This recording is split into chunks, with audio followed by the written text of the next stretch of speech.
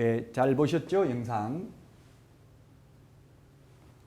자, 그러면 개인정보보호법 적용 대상을 보도록 하겠습니다. 먼저 정보통신서비스 제공자입니다. 정보통신서비스 제공자에 관련해서는 정보통신망 이용 촉진 및 정보보호에 관한 법률 제3조에 규정하고 있습니다. 정보통신서비스 제공자란 전기통신사업법 제2조 8호에 따른 전기통신사업자와 영리를 목적으로 전기통신사업자의 전기통신 역물을 이용하여 정보를 제공하거나 정보 제공을 매개하는 자를 말합니다. 그래서 우리 부동산에서는 뭐가 있습니까? 우리 직방, 다방, 한방, 네이버 부동산, 닥터아파트 이런 것들이 있죠. 이런 분들을 뭐라고 부르냐면 정보통신 서비스 제공자라고 합니다. 우리 매물 올리면 정보통신 서비스 제공자가 매물을 인터넷에 공개하고 있죠. 자, 다음은 개인정보의 정정 삭제 요구입니다. 자신의 개인정보를 열람한 정보 주체는 개인정보 처리자에게 그 개인정보의 정정 삭제를 요구할 수 있습니다. 다만 다른 법령에서 그 개인정보가 수집 대상으로 명시되어 있는 경우에 정보 주체는 그 개인정보 삭제를 요구할 수 없습니다. 우리 공인중개사법에 반드시 거래 당사자 인적사항을 계약서에 기재해야 되는데 그런 경우 삭제를 요구할 수 없죠. 그럼 계약을 체결할 수 없기 때문에 그렇습니다. 자, 그 다음에 개인정보 처리자의 고유 식별정보 처리입니다. 고유 식별정보란 뭐냐면 개인을 고유하게 구별하기 위하여 부여된 식별정보로서 주민등록번호, 그 다음에 여권번호, 운전면허번호, 그 다음에 외국인 등록번호를 개인식별정보라고 합니다. 이 개인식별정보 중요하죠. 이 개인식별정보가 있으면 누구인지를 특정할 수 있기 때문에 이런 것은 함부로 처리하면 안 됩니다. 반드시 법령에 규정이 있는 경우에만 처리할 수 있습니다. 따라서 사원증 번호라든지 그 다음에 회원번호라든지 이런 거는 개인정보에는 해당될 수 있지만 고유식별정보에는 해당되지 않습니다. 우리 교육공개사님들은 뭐 친목회, 회원, 명부 이런 것들도 개인정보에는 해당되지만 고유식별정보라고는 볼 수 없을 것입니다. 자, 개인정보 처리자의 고유식별정보 처리입니다. 고유식별정보 처리 제한입니다. 고유식별번호가 뭐라고 했습니까? 주민등록번호, 운전면허번호, 여권번호, 외국인 등록번호를 개인식별정보라고 했죠. 자, 그래서 이 고유식별정보 처리 제한인데 공공기관이 주민등록번호, 여권번호, 운전면허번호, 외국인 등록번호를 다음에 따라 처리하는 경우에 해당 정보는 고유식별정보에 해당하지 않습니다. 개인정보를 목적 이외의 용도로 이용하거나 이를 제3자에게 제공하지 않으면 다른 법률에서 정하는 소관 업무를 수행할 수 없는 경우로서 개인정보보호위원회의 심의 의결을 거친 경우에는 처리할 수 있습니다. 조약, 그 밖의 국제협정 이행을 위하여 외국정부 또는 국제기구에 제공하기 위해서 필요한 경우 이런 경우도 동의받지 않고 사용을 할 수가 있습니다. 그 다음에 범죄수사와 공소제기 유지를 위해서 필요한 경우 그 다음에 법원의 재판 업무 수행을 위해서 필요한 경우 형 및 감호 보호처분 집행을 위해서 필요한 경우 이런 경우에는 개인식별 정보를 처리할 수가 있습니다. 자, 그 다음에 개인정보 처리자는 다음의 경우를 제외하고는 고유식별 정보를 처리할 수 없다. 고유식별 정보가 뭔지는 꼭 기억을 해야 되겠습니다. 주민등록번호, 운전면허번호, 여권번호, 외국인 등록번호가 고유식별 정보입니다. 개인정보 수집 이용의 경우 정보 주체에게 다음 사항을 알리고 다른 개인정보의 처리에 대한 동의와 별도로 동의를 얻은 경우는 처리할 수가 있습니다. 개인정보의 수집, 이용 목적, 수집하려는 개인정보의 항목, 그 다음에 개인정보의 보유 및 이용기간, 그 다음에 동의를 거부할 권리가 있다는 사실 및 동의 거부에 따른 불이익이 있는 경우에 그 불이익 내용을 동의를 받아야 되겠죠. 자, 그 다음에 개인정보 처리자는 다음 경우를 제외하고는 고유 식별 정보를 처리할 수 없습니다. 자, 개인정보 제공을 받는 자, 동의와 별도로 이게 개인정보 처리에 대한 동의와 별도로 동의를 얻은 경우 개인정보를 제공받는 자, 그 다음에 제공하는 개인정보의 항목, 그 다음에 동의를 거부할 수 있다는 사실 및 동의 거부에 따른 불이익이 있는 경우에 그 불이익의 내용. 자, 개인정보 처리자는 법령에 규정된 경우를 제외하고는 고유 식별 정보를 처리할 수 없다. 그러나 우리는 개업공개사님들은 이 공인중개사법에 법령에 규정이 있습니다. 매도인에게 신분증 제시를 요구할 수 있고 또 거래계약서에 이 거래 당사자 인적사항을 기재하도록 되어 있기 때문에 별도로 개인정보 제공 동의를 받지 않고도 신분증을 제시를 요구해서 계약서 작성할 수 있습니다. 만약에 이런 법령에 규정이 없는데 고유식별 정보를 처리하게 되면 5년 이하의 징역이나 5천만 원 이하의 벌금입니다. 엄청나게 무거운 처벌을 받죠. 반드시 법령에 규정이 있는 경우에만 고유식별 정보를 처리할 수 있다. 고유식별 정보가 뭐라고 했습니까? 주민등록번호, 운전면허번호, 여권번호, 외국인의 경우 외국인 등록번호가 고유식별 정보가 되겠습니다. 자, 그 다음에 개인정보 수집 이용 동의서입니다. 개인정보보호법 제15조 2항에 따라 아래와 같은 경우에는 그 불이익의 내용 등에 대하여 정보 주체에게 알리고 동의를 받아야 됩니다.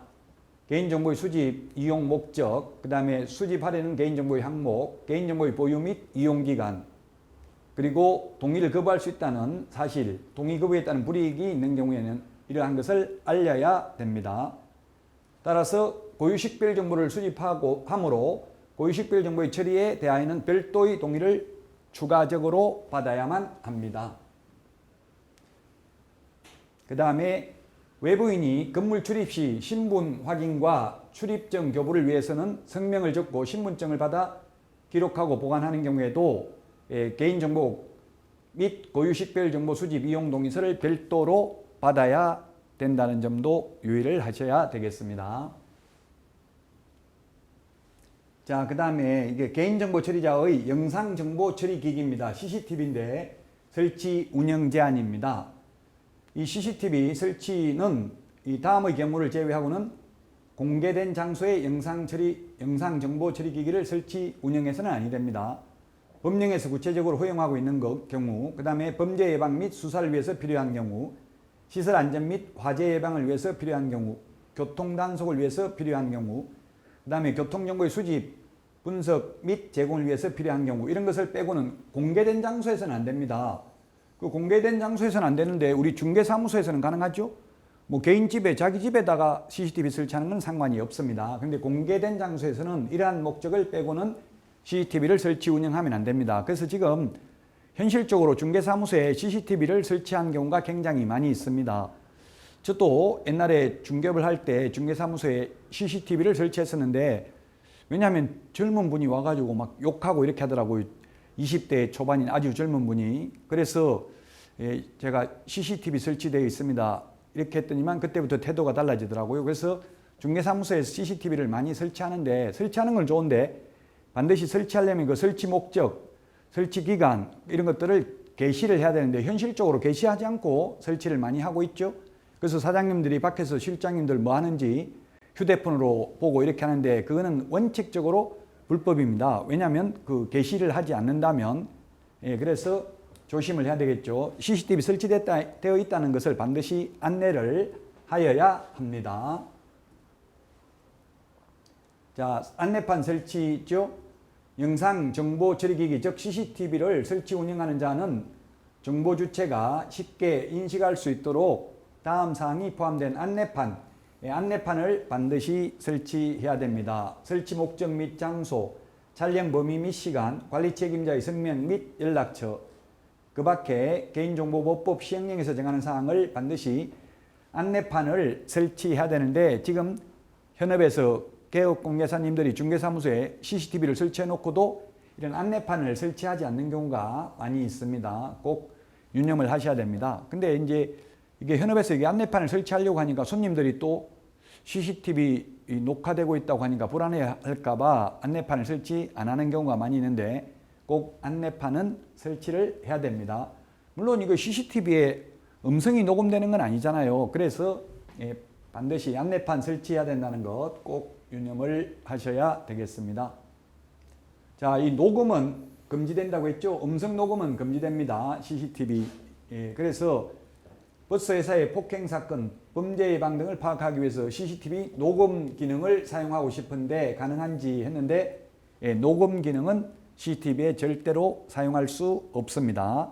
그래서 녹음 기능이 없다 하더라도 중개사무소에 설치해 놓으면 손님들이 난동 부리고 하면 그 모습은 포착할 수 있기 때문에 훨씬 더 제가 CCTV 설치되어 있습니다 이렇게 하니까 그때부터는 손님 태도가 달라지더라고요. 그래서 여자분들만 둘이서 중개업을 한다든지 이렇게 하면 CCTV를 설치하는 것이 바람직하겠죠. 다만 CCTV를 설치할 때 안내판을 설치해야 된다는 점은 꼭 유념을 하셔야 되겠습니다. 자, 그 다음에 민감정보가 되겠습니다. 민감정보. 민감정보가 뭐냐 하면은 사상이나 신념, 그 다음에 노동조합, 정당 가입 이력, 탈퇴, 그 다음에 정치적인 견해, 건강, 그 다음에 성생활 등에 관한 정보, 그리고 예를 들면 교도소 수감했는지 이런 거, 정신병원에 입원했는지 이런 게 민감정보가 되겠죠. 그 다음에 유전자 검사 등의 결과로 얻어진 유전정보나 형의 실효 등에 관한 법률에 따른 범죄 경력 자료 이런 것들이 민감 정보가 되겠습니다. 이러한 민감 정보는 아주 중요하죠. 그래서 함부로 유출을 해서는 아니 됩니다. 자, 그래서 개인정보 처리자는 민감 정보를 처리해서는 안 됩니다. 원칙적으로. 다만 예외적으로 가능한 경우가 있는데 개인정보 수집 이용의 경우 정보 주체에게 수집 이용 목적을 알리고 다른 개인정보 처리에 대한 동의와 별도로 민감정보 처리 동의를 받은 경우는 가능합니다. 자, 그 다음에 개인정보 제공 경우 정보 주체에게 개인정보를 제공받는 자를 알리고 다른 개인정보의 처리에 대한 동의와 별도로 역시 동의를 받은 경우는 민감정보도 처리할 수 있습니다. 자, 그 다음에 법령에서 민감정보 처리를 요구하거나 허용하는 경우, 그리고 만약에 이 민감정보를 법령을 위반해서 처리하게 되면 5년 이하의 징역이나 5천만 원 이하의 벌금입니다. 개인식별 정보도 법령에 규정 없이 처리하게 되면 역시 5년 이하의 징역이나 5천만 원 이하의 벌금이라고 했죠. 굉장히 무겁게 처벌받습니다. 민감정보가 뭐라고 했습니까? 사상, 정치 이런 것들, 신념, 그리고 교도소 수감했는지, 그 다음에 질병 이력 이런 것들이 민감정보가 되겠습니다. 민감정보는 법령을 위반해서 처리하게 되면 5년 이하의 징역이나 5천만 원 이하의 벌금에 처한다는 점을 유념하셔야 되겠습니다. 자, 그러면 개인정보보호법 2020년 8월 5일 날 개정된 주요 내용을 살펴보도록 하겠습니다. 개인정보 일부를 삭제하거나 일부 또는 전부를 대체하는 등의 방법으로 추가 정보 없이는 특정 개인을 알아볼 수도 없도록 처리하는 것을 가명처리라고 합니다. 가명처리. 이게 2020년 8월 5일 날 신설됐습니다. 그 다음에 개인정보위원회의 소속을 대통령 소속에서 국무총리 소속으로 변경을 했습니다. 자, 그 다음에 역시 2020년 8월 5일부터 시행되는 내용인데 개인정보 처리자는 당초 수집 목적과 합리적으로 관련된 범위 내에서 정보 주체에게 불이익이 발생하는지 여부, 안전성 확보에 필요한 조치를 하였는지 여부 등을 고려하여 정보 주체의 동의 없이 개인정보를 이용하거나 제공할 수 있도록 했습니다. 그래서 이제 4차 산업시대에 필요한 경우에는 개인정보 주체의 동의받지 않고도 개인정보를 처리할 수 있는 기준을 2020년 8월 5일부터 신설했습니다. 자, 그 다음에 누구든지 특정 개인을 알아보기 위한 목적으로 가명 정보를 처리해서는 아니 됩니다. 그리고 이를 위반한 개인정보 처리자에 대해서는 전체 매출액의 100분의 3, 3%죠. 해당하는 금액을 과징금으로 부과할 수 있도록 했습니다. 이 가명 처리, 가명 정보를 특정 개인을 알아보기 위해서 가명 정보 처리를 해서는 아니 된다는 것. 2020년 8월 5일 날 신설됐습니다. 자, 그 다음에 정보통신망 이용 촉진 및 정보 보호 등에 관한 법률상의 개인정보 보호 관련 규정을 이 개인정보보호법으로 일원화되어 있었습니다. 방송통신위원회하고 그 다음에 정보통신망 이용 촉진 및 정보 보호에 관한 법률 개인정보보호법에 분산되어 있던 내용을 일괄적으로 개인정보보호법으로 통합, 관리, 운영을 하고 있습니다. 따라서 이제 정보통신 서비스 제공자 등의 개인정보 처리에 관한 특례를 개인정보보호법에서 규정했습니다. 정보통신 서비스 제공자라는 게 누구라고 했습니까? 우리 네이버 부동산, 직방, 다방, 닥터아파트 이런 게 정보통신 서비스 제공자가 되겠죠. 이 공인중개사법에서도 이제 이 정보통신 서비스 제공자가 모니터링 자료 제출을 거부하면 허위 매물 올리는지 이런 것을 모니터링을 할 수 있죠. 2020년부터 신설돼 가지고 그 모니터링 자료 제출을 거부해도 역시 이 정보통신 서비스 제공자에게 500만 원 이하의 과태료를 부과하는 규정도 2020년도에 18월 달에 신설이 되었습니다. 자, 그 다음에 노출된 개인정보의 삭제 차단입니다. 정보통신 서비스 제공자는 이 정보통신 서비스 제공자가 우리 부동산과 관련해서는 직방, 다방, 한방, 네이버 부동산 이런 게 된다고 했습니다. 주민등록번호, 계좌정보, 신용카드 정보 등 이용자의 개인정보가 정보통신망을 이용하여 공중에 노출되지 않도록 해야 됩니다. 자, 그 다음에 공중에 노출된 개인정보에 대하여 보호위원회 또는 대통령령으로 지정한 전문기관의 요청이 있는 경우 정보통신 서비스 제공자 등은 삭제, 차단 등 필요한 조치를 하여야 한다고 2020년 2월 4일 날 신설되었습니다. 이 개인정보보호법을 열람하기 위해서는 여러분들이 법제처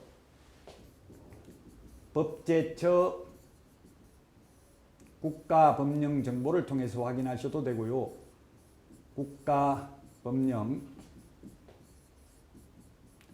정보 인터넷에 법제처 국가법령 정보를 통해서 확인해도 되고 또 휴대폰, 스마트폰 어플 플레이스토어나 앱스토어에 들어가셔서 이게 어플을 다운받으셔서 확인해도 되겠습니다.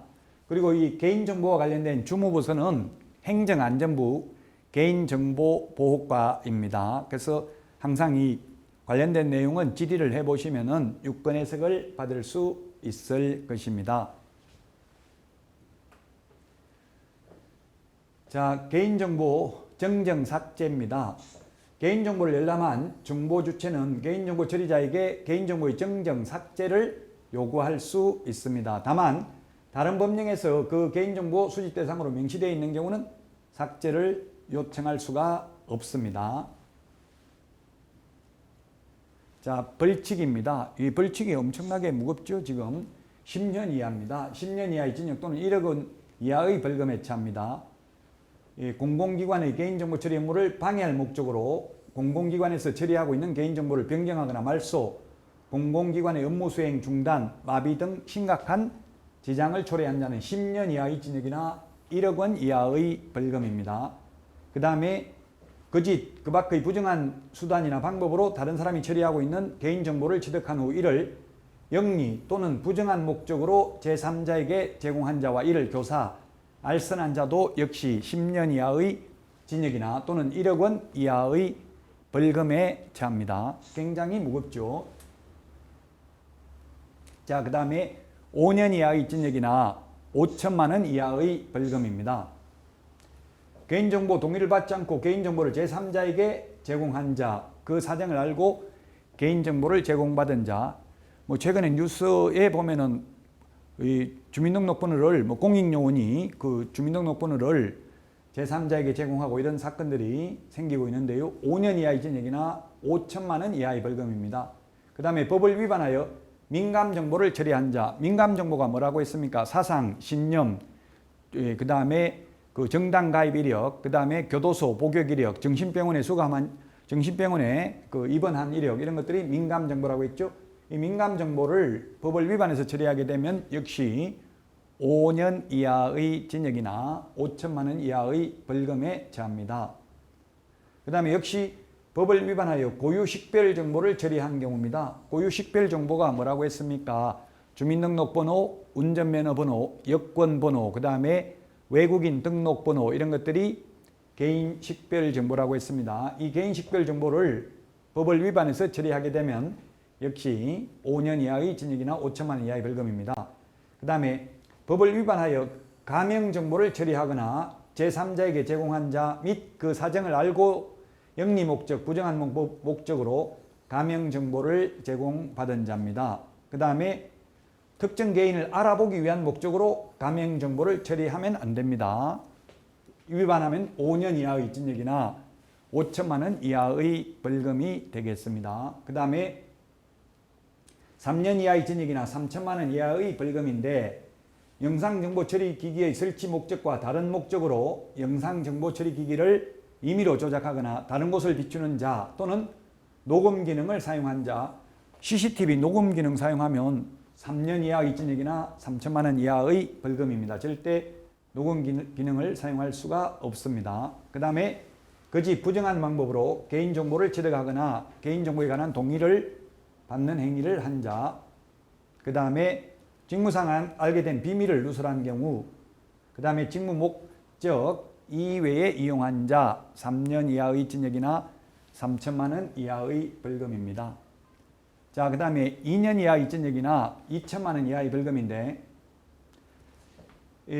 안전 확보에 필요한 조치를 하지 않냐고 개인정보를 분실 또는 유출, 위변조, 훼손당한 자는 2년 이하의 징역이나 2천만 원 이하의 벌금입니다. 그 다음에 정정, 삭제 등 필요한 조치를 하지 않냐고 개인정보를 계속 이용하거나 이를 제3자에게 제공한 자입니다.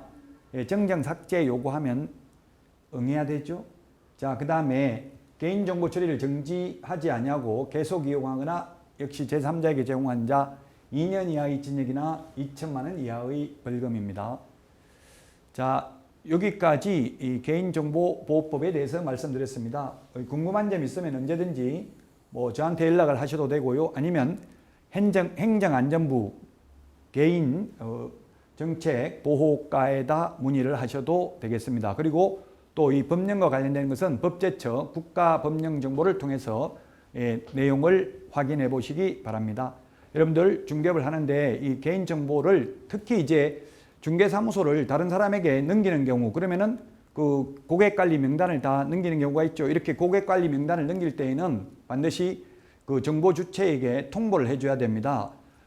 물론 그 클릭을 받고 양도하는 사람이 통보해줘도 되고 아니면 양수받은 사람이 통보를 해줘도 되기는 합니다만은 고객관리 명단 이런 것을 인수받으면은 반드시 정보 주체에게 통보를 해야 된다는 점도 유념을 하시기 바랍니다. 자, 여기까지 개인정보보호법을 말씀드렸습니다. 여러분들 사업 성공을 기원하면서 강의 마치도록 하겠습니다. 수고하셨습니다.